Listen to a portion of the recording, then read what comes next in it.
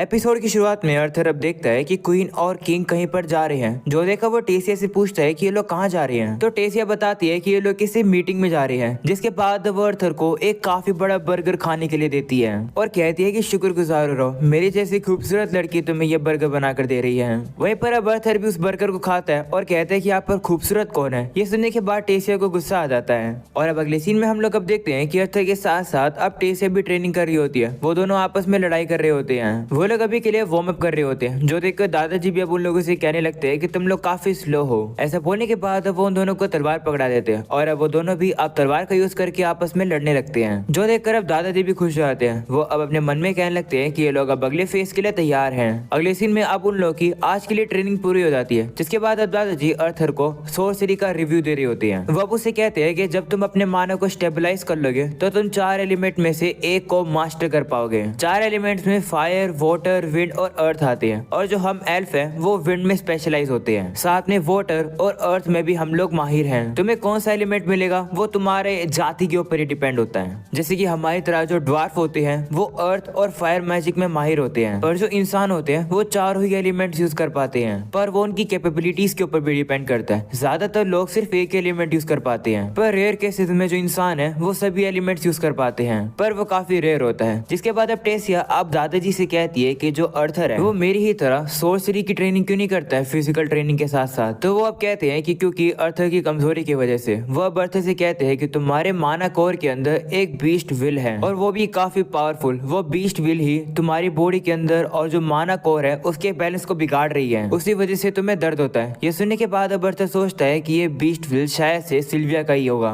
वही दादाजी कहते हैं कि हमारा जो पहला स्टेप वो यही है कि हम तुम्हारी बॉडी को तुम्हारी माना की आदत डलाएं। जिसके बाद अर्थर अब हम लोग को बताने लगता है कि कहा जाता है कि अगर एक एल्फ 10 साल की उम्र में अपने मानव को अवेकन कर लेता है तो वो नेचुरली गिफ्टेड होता है, पर जो टेसिया है उसका माना सिर्फ 9 साल की उम्र में ही अवेकन हो गया। तभी से वो मेरे साथ लड़ना सीख रही है और तभी से वो मेरी लड़ने वाली पार्टनर भी है। वो लोग अब ट्रेनिंग वापस से कर ही रहे होते हैं। तभी दादाजी अब उससे कहते हैं कि अभी भी तुम्हारे अंदर ताकत बची है, तो हम लोग एक काम करते हैं, हम लोग तुम्हारे अंदर जो बीस्ट विल है उसको एक बार अवेकन करते हैं। अगर चीजें सही से हो गई तो तुम्हें आज के बाद से कभी भी दर्द नहीं होगा, तुम एक असली बीस्ट टेमर बन जाओगे। तो अब अर्थर भी कहते हैं ठीक है। इसके बाद अब दादाजी उसके माना कोर को एक्टिवेट करने लगते हैं और अब उसका माना कोर एक्टिवेट हो जाता है, जिसके बाद अब अर्थर अब अपने आप पर कंट्रोल खो देता है। उसके अंदर से अब काफी ज्यादा पावर निकलने लगती है, जिस वजह से टेसिया और दादाजी काफी दूर जाकर गिरते हैं। थोड़ी देर बाद अब अर्थर अपने आप को कंट्रोल कर लेता है, पर जैसे वो होश में आता है वो अब वापस से बेहोश हो जाता है। वहीं ये सब कुछ अब देखकर दादाजी काफी ज्यादा शौक हो जाती है। अगले सीन में जैसे अर्थर को होश आता है वो देखता है कि वो तो अपने रूम में होता है और दादाजी भी उसके साइड में होते हैं। वो अब उससे कहने लगते हैं कि क्या तुम्हें कोई अंदाजा है कि तुम्हारे अंदर जो बीस्ट विल है वो कहाँ से आया है। तो अर्थर अब उसे बता देता है कि उसके अंदर जो बीस्ट विल है वो एक ड्रैगन का है। जो सुनकर दादाजी काफी ज्यादा शौक हो जाते हैं और कहते हैं कि विश्वास करना मुश्किल है, पर जो कुछ भी हुआ वो सब देखकर लगता है कि तुम सच कह रहे हो। इसके बाद अब अर्थर से कहते हैं कि अपने इस बीस्ट विल के बारे में किसी को भी मत बताना, क्योंकि अगर लोगों को पता चला कि तुम्हारे पास ये है तो तुम्हारे ऊपर काफी अनवांटेड अटेंशन आएगा। तो अब अर्थर भी कहते हैं ठीक है। जिसके बाद दादाजी अब उससे कहते हैं कि तुम अब से 4 महीने के बाद यहाँ से चले जाओगे।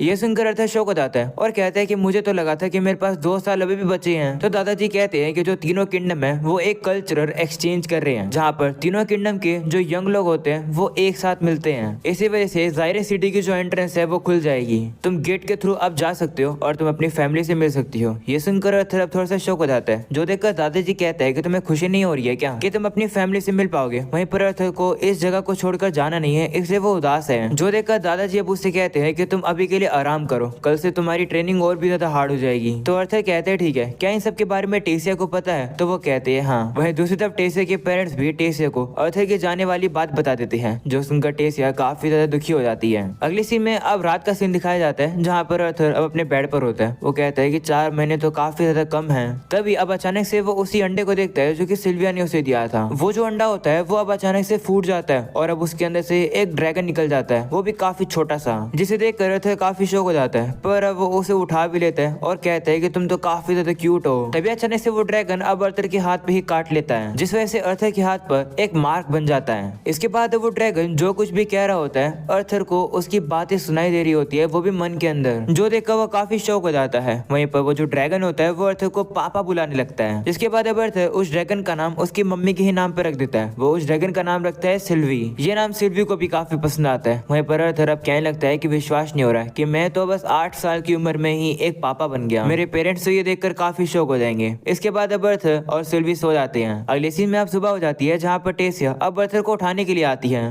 पर अब जैसे वो सिल्वी को देखती है वो अब काफी ज्यादा हैरान हो जाती है। वो अब उसे उठा लेती है और कहती है कि वो तो काफी क्यूट है। वहीं पर सिल्वी को तो टेसिया के पास जाना पसंद नहीं आ रहा होता है। अगले सीन में हम लोग अब देखते हैं कि वो लोग अब ट्रेनिंग करने के लिए जा रहे होते हैं, जहाँ पर टेसिया अब सिल्वी से कह रही होती है कि मेरे पास आ जाओ, डरो मत। वहीं सिल्वी तो आने से अब भी डर रही होती है। इसके बाद वो लोग दादाजी के पास पहुंच जाते हैं। दादाजी भी अब सिल्वी को देखकर हैरान हो जाते हैं और कहते हैं कि ये क्या है। तो अर्थर कहता है कि ये एक ड्रैगन है, जो सुनकर दादाजी और भी ज्यादा हैरान हो जाते हैं और कहते हैं कि मुझे इतना बड़ा भी शौक मत दो जिससे कि मुझे हार्ट अटैक आ जाए। दादाजी अब अर्थर से कहते हैं कि शायद से ये तभी हैच हुई होगी जब तुम्हारे अंदर जो बीस्ट विल है वो पूरी तरीके से मैनेज हो गई। वहीं अर्थर को थोड़ी चिंता हो रही होती है, तो दादाजी उसे कहते हैं कि चिंता मत करो, किसी को भी नहीं पता चलेगा कि ये एक ड्रैगन है। हम बस लोगों को यही बताएंगे कि ये एक रेयर माना बीस्ट है। तो अब अर्थर भी कहते हैं ठीक है। जिसके बाद अब दादाजी कहते हैं कि चलो आज की ट्रेनिंग शुरू करते हैं। अब क्योंकि तुम एक बीस्ट टीमर हो गए हो, तुम्हें एक्सरसाइज करनी पड़ेगी जिससे कि तुम अपने बीस्ट कोर और माना कोर को दोनों से एक साथ यूज कर पाओ। ऐसा करने का सबसे बेस्ट तरीका यही है कि तुम कॉम्बैट करो, यानी कि लड़ाई करो।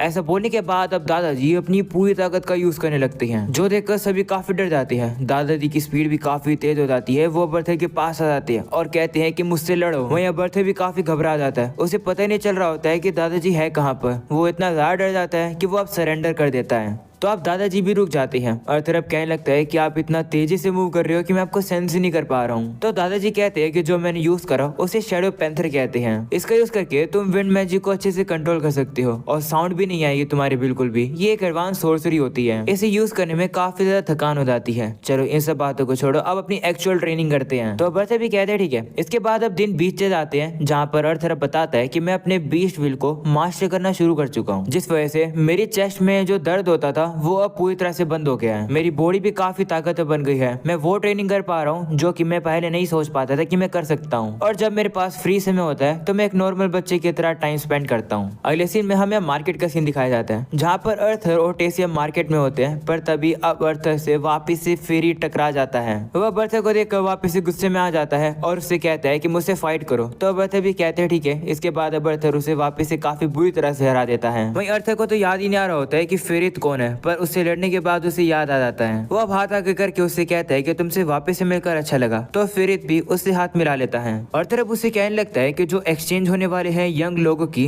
3 किंगडम्स के अंदर, क्या तुम उस चीज को अटेंड करने वाले हो? तो वो कहते हैं हाँ, मुझे गुडविल एम्बेसिडर के तौर पर चूज भी किया गया है, मैं जाने वाला हूँ। तो बाकी के लोग अर्थर को बताते हैं कि क्योंकि फेरित का जो स्टेटस है वो काफी हाई है, तो उसके लिए अटेंड करना मैंडेटरी है। तो अब अर्थर अब टेसिया से पूछता है क्या तुम भी जाने वाली हो? वहीं टेसिया अब थोड़ी सी उदास हो जाती है। वो अब कुछ कहने वाली होती है, पर तभी फेरित कहता है कि प्रिंसेस आप रहने दो, आप वैसे भी बेवकूफ, आप गुम हो जाती हो। ये सुनकर टेसिया को काफी गुस्सा आ जाता है और वो उसे काफी जोर से मुक्का मार के हवा में उड़ा देती है। इस वजह से वहाँ पर अब काफी भीड़ इकट्ठा हो जाती है, जो देखकर अर्थर अब टेसिया को वहाँ से लेकर चला जाता है। दौड़कर वो लोग काफी दूर आ जाते हैं, जहाँ पर अब टेसिया अर्थर से कहती है कि क्या हुआ? तो अर्थर कहता है कि तुम इस किंगडम के प्रिंसेस हो, तुम अपने ही लोगों के ऊपर थोड़ी हमला कर सकती हो। ये बोलने के बाद अर्थर अब सोचता है कि मैं भी क्या ही बोल रहा हूँ, मैं तो अपनी पिछली लाइफ में खुद के लोगों को ही मारा करता था। वहीं टेसिया उससे कहने लगती है कि पर तुम घर जाने वाले हो, पर एक्सचेंज में मैं नहीं जाने वाली हूँ, और तुम भी बिल्कुल वैसे मुझ पर गुस्सा हो रहे हो जैसे फादर होते हैं, तुम बिल्कुल एक बूढ़े आदमी की तरह हो। ये सुनने के बाद अब अर्थर काफी ज्यादा शौक हो जाता है। वहीं टेसिया गुस्से में वहाँ से भाग कर चली जाती है। अगले सीन में हमें अब रात का सीन दिखाया जाता है, जहाँ पर टेसिया अपने रूम में रो रही थी। तभी अर्थर वहाँ पर आ जाता है और कहता है कि पहले हम लोग जंगलों में जाया करते थे, क्यों ना आज हम लोग वैसे ही चले।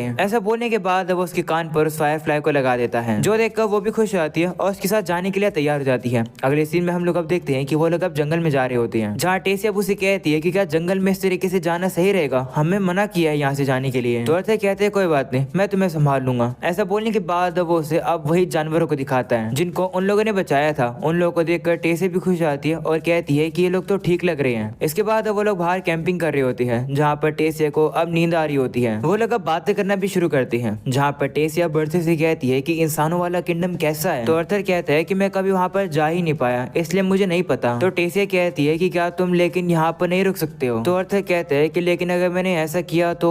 तभी वो देखता है कि टेसिया तो सो जाती है, इसलिए वो कुछ कह नहीं पाता है। अगले सीन में हम लोग अब देखते हैं कि आज अब अर्थर का जाने का दिन है। वो अब अपने सामान को तैयार कर लेता है, जिसके बाद अब दादाजी गिफ्ट में अब अर्थर को एक कंपास देते हैं, जिससे कि अर्थर अपना रास्ता भूल ना जाए। दादाजी कहते हैं कि इस कंपास के ऊपर हमारी फैमिली का एक सील लगा है, तो जब भी तुम वापस आना चाहो इसे यूज करके आ जाना। तो अब अर्थर भी कहते ठीक है। जिसके बाद अब पूछता है कि टेसिया कहाँ पर है। तब उसके पेरेंट्स बता नहीं पाते हैं, जो देखकर अर्थर समझ जाता है कि टेसिया उसे गुड बाय करने के लिए नहीं आ पाएगी। और अब अगले सीन में हम लोग अब देखते हैं कि गेट को खोल दिया जाता है, जहाँ पर अर्थर के साथ और भी 3 बच्चे जा रहे हैं। अर्थर अब जाने वाला होता है, पर तभी वहाँ पर टेसिया आ जाती है। वो भी काफी रोते है, वो अब अर्थर से मिलने के लिए आई रही होती है, पर तभी वो नीचे गिर जाती है। जो देखकर अर्थर भी अब उसके पास पहुंच जाता है और अब उसे वो उठा लेता है। टेसिया भी उठकर अब अर्थर से कहती है कि अच्छे से खाना खाना और अकेले घूमने के लिए मत जाना और अपना ख्याल रखना। तो अब अर्थर भी कहते हैं ठीक है। ऐसा बोलने के बाद वो उसे गले लगा लेता है और कहता है कि मैं तुम्हें याद करूंगा। जो सुनकर टेसिया भी अब काफी इमोशनल हो जाती है और अब वो भी उसे कहती है कि मैं भी तुम्हें याद करूंगी। इसके बाद अब अगले सीन में हम लोग अब देखते हैं कि गेट अब खोल दिया जाता है और अब अर्थर बाकी के बच्चों के साथ चला जाता है। अगले सीन में अब दिखाया जाता है कि अर्थर अब शहर में पहुंच जाता है, जहाँ पर बाकी बच्चे तो अपने रास्ते चले जाते हैं और अब अर्थर अपने रास्ते। अर्थर अब अपने पेरेंट्स के घर के पास पहुंच जाता है और कहता है कि ये है फ्लाइंग सिटी ऑफ जाइरस। मैं फाइनली अब अपने पेरेंट्स से मिल पाऊंगा। ऐसा बोलने के बाद अब अर्थर गेट को नॉक करता है, तो वहाँ पर अब एक छोटी लड़की गेट खोल देती है। जिसके बाद वहाँ पर अर्थर के पेरेंट्स भी आ जाते हैं। उन्हें देखकर अब अर्थर भी कंफ्यूज हो जाता है कि वो उनसे कहे क्या। वो उनसे कहते हैं कि शायद मुझे कहना चाहिए कि मैं घर आ गया। वहीं पर अब अर्थर के पेरेंट्स उसे देखकर काफी हैरान रह जाते हैं और कुछ बोल ही नहीं पा रहे होते हैं। और अब इसी के साथ ये एपिसोड यहीं खत्म हो जाता है। उम्मीद है कि तुम लोग को ये एपिसोड पसंद आया होगा। पसंद आया हो तो लाइक कर देना, चैनल पर नए हो तो सब्सक्राइब भी कर देना। मिलते हैं अगले एपिसोड में, तब तक के लिए बाय बाय।